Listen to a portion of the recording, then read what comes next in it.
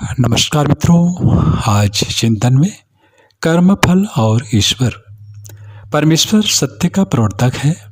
हे ईमान वालों, अब अल्लाह ने तुम पर से भार हल्का किया और समझा कि तुमसे निर्बलता है। अतः यदि तुम में से 100 सच्चे मनुष्य हो तो वह 200 पर विजयी होंगे, और तुम में से 1000 हो तो वे अल्लाह की आज्ञा से 2000 पर विजयी होंगे। अल्लाह सच्चों के साथ हैं। और जब कुछ लोग बुरे कर्म करके झट कह देंगे कि हमने तो अपने बाप दादों को इस प्रकार करते देखा और अल्लाह ने हमको इसके करने की आज्ञा दी है, हे पैगंबर, तुम इन्हें बतलाओ कि अल्लाह बुरे आचरणों की आज्ञा नहीं देता। अल्लाह पर क्यों ऐसे असत्य आक्षेप लगाते हो जो तुम्हें ज्ञात नहीं। प्राणी और पदार्थ स्थिर नहीं रहते, वे आते हैं और चले जाते हैं। व्यक्तियों की प्रकृति में भी स्थिरता नहीं, उनकी घनिष्ठता, उपेक्षा और शत्रुता में भी बदलती रहती है। इसलिए तुम उनके साथ कर्तव्य के नाते उसी सीमा तक जुड़ो जिसमें वियोग या परिवर्तन पर पश्चाताप न करना पड़े। प्यार करने योग्य एक परमेश्वर ही है, उसी की प्रीति सच्ची है।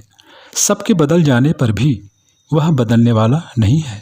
उसी को पकड़ो जो तुम्हें छोड़ने वाला नहीं है। मैंने अपने भगवान को अपनी कल्पना, मान्यता और रुचि के अनुरूप ढाला है।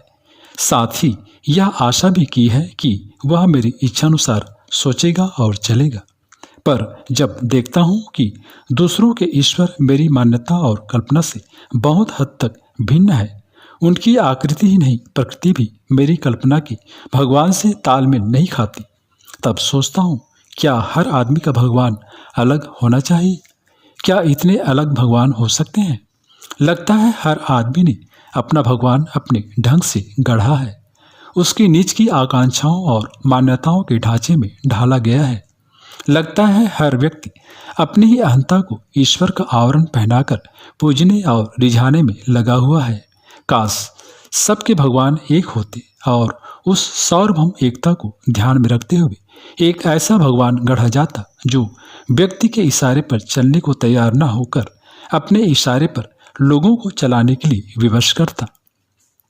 मेरी जानकारी में ईश्वर इस धरती पर कठोर से कठोर काम लेने वाला स्वामी है।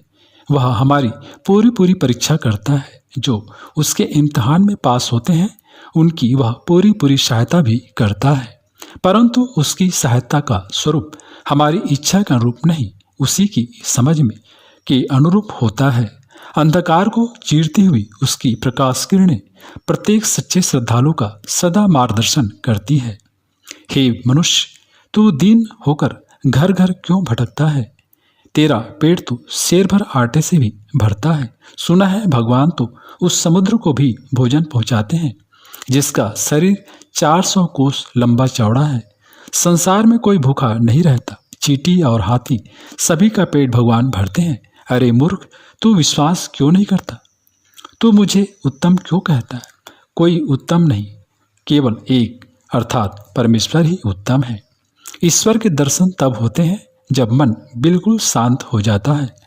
ईश्वर निश्चित है, निश्चय ही एक है। वह अगम, अगोचर और मानव जाति के बहुजन समाज के लिए अज्ञात है। वह सर्वव्यापी है। वह बिना आंखों के देखता है, बिना कानों के सुनता है। वह निराकार और अभेद है। यह अजन्मा है। उसके न माता न पिता न संतान, फिर भी वह पिता, माता, पत्नी या संतान के रूप में पूजा को ग्रहण करता है। जिसके मन में ईश्वर का प्रेम हो गया, संसार का सुख अच्छा नहीं लगता। जो एक बार भी बढ़िया मिश्री का स्वाद ले चुका है, वह क्या राग खाना पर चाहेगा? अर्थात आदित्य की महाशक्ति सावित्री प्रजापति द्वारा उपासित है। उसी संध्या कालों में सप्तव्रात्यों समेत जपना चाहिए। ईश्वर न काबा में है न काशी में है। वह तो घर घर में व्याप्त है, हर दिल में मौजूद है। सत्य, शिव और सौंदर्य उसी एक प्रभु के विभिन्न रूप हैं। हमें ईश्वर का सच्चा साक्षात्कार तभी होता है जब हम उसके सामने अपनी याचनाएं लेकर नहीं, किंतु अपनी भेंट लेकर जाते हैं। भगवान क्या है? इसके उत्तर में यही कहा जा सकता है कि प्रकाश का पुंज, ज्ञान और कर्म की उत्कृष्टता का भरा आलोक, उसे प्राप्त करने के लिए हमें अपने अंतःकरण की खिड़की खोलनी पड़ती है, ताकि संचित सड़न और अंधकार को हटाकर वहां आनंदमय प्रकाश किरणों का समावेश हो सके। हम कमल की तरह प्रकाश किरणों को आत्मसात करने के लिए आतुर रहें तो निसंदेह हम सुरभित एवं विकसित होने के लाभ से लाभान्वित हो सकेंगे। श्रद्धा का अर्थ है आत्मविश्वास और आत्मविश्वास का अर्थ है ईश्वर का विश्वास। संसार की रचना करने वाला वह परमात्मा सदैव प्राणियों के हृदय में स्थित है। इस महात्मा परमात्मा को जो शुद्ध हृदय और निर्मल मन से अपने भीतर विद्यमान देखते हैं, वे अमृतत्व को प्राप्त कर लेते हैं। वह परमात्मा अज्ञानांधकार से परे ज्योति की भी ज्योति है। वह सबका सुहृद, सब में विराजमान है और वह ज्ञान स्वरूप परमात्मा ज्ञान से ही देखा जाता है। परमात्मा न तो दूर है और न कठिनाई से प्राप्त होता है। वह अपनी देह के भीतर ही है और आत्मानंद के रूप में प्रत्यक्ष है। भगवान एक है, पर मनुष्य की भाव शक्ति में उसे अनेक रूप देने की क्षमता है। जिस प्रकार सूर्य का प्रकाश अलग अलग घरों में जाकर भिन्न नहीं हो जाता, उसी प्रकार से ईश्वर की महान आत्मा पृथक पृथक जीवों में प्रविष्ट होकर विभिन्न नहीं होती।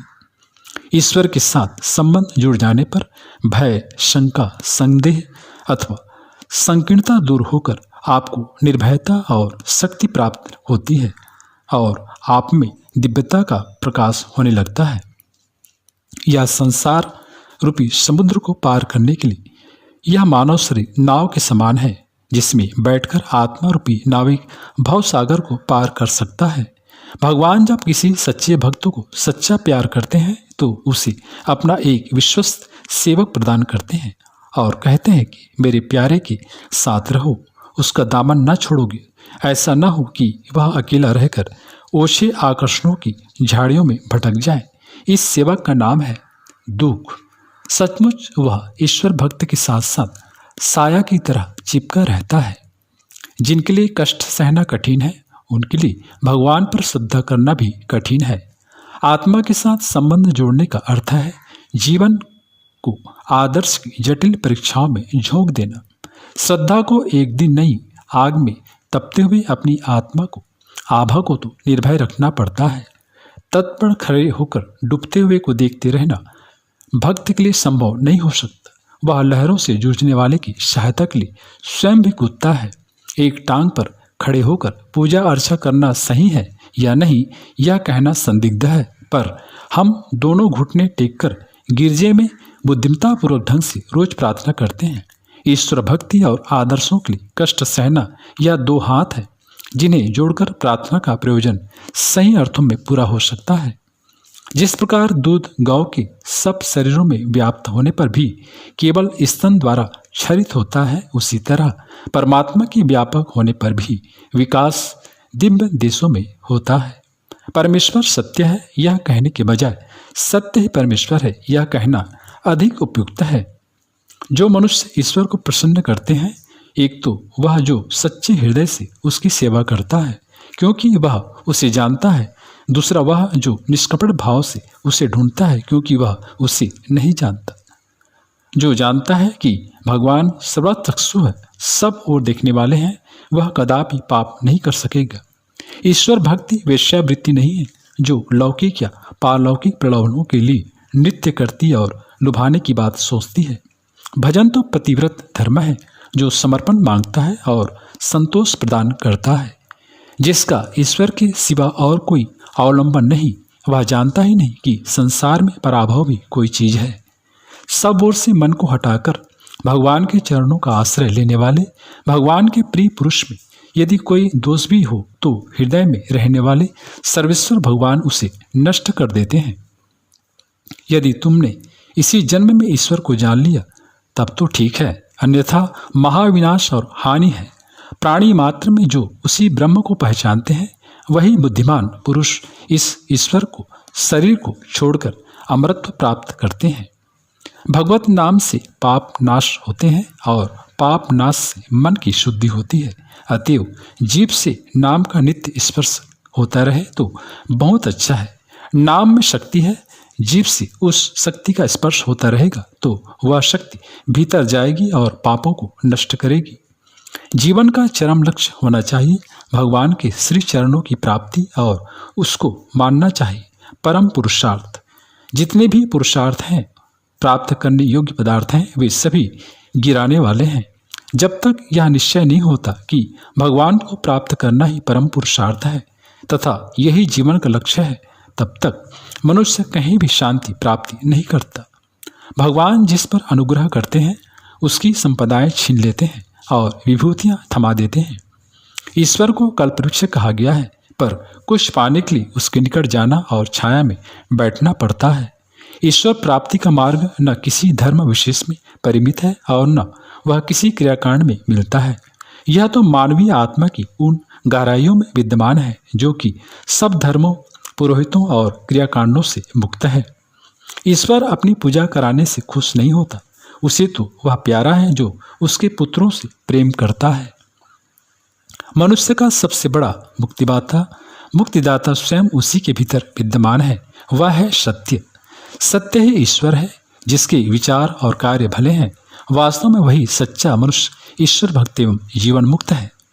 अपने नियम की सुदृढ़ जंजीर से जकड़ा हुआ, पक्षपात रहित, सृष्टि संचालक, पाषाण हृदय जो न्यायाधीश है, वही ईश्वर है। भगवान समुद्र की तरह एक है। देवताओं और नाम रूपों की भिन्नता मात्र उसमें उठने वाली तरंगों की तरह है। ब्राह्मण अनेक नामों से पुकारते, अनेक रूपों में कल्पना करते, वह परमेश्वर एक ही है। ईश्वर का दर्शन और अनुग्रह दुर्बल दुरात्माओं के इसलिए संभव नहीं। उसे उपलब्ध करना मात्र तपस्वी और विवेकवानों के लिए ही संभव है। ईश्वर को हृदय में बिठाया जा सकता है, मस्तिष्क की उस तक पहुंच नहीं है। भगवान अंतरात्मा में छिपा बैठा है, पर लोग उसे कहाँ ढूंढते फिरते हैं और थक कर निराश लौटते हैं। ईश्वर पाने का उपाय पूछने पर जीसस ने कहा, अपने आप को खोकर ही उसे पाया जा सकता है। बर्तन खाली होने पर ही उसमें कीमती वस्तु भरी जा सकती है। जब तक पद स्वार्थ भरी अहंता की कीचड़ में मन भरा है, तब तक उसमें ईश्वर का दर्शन और निवास संभव नहीं।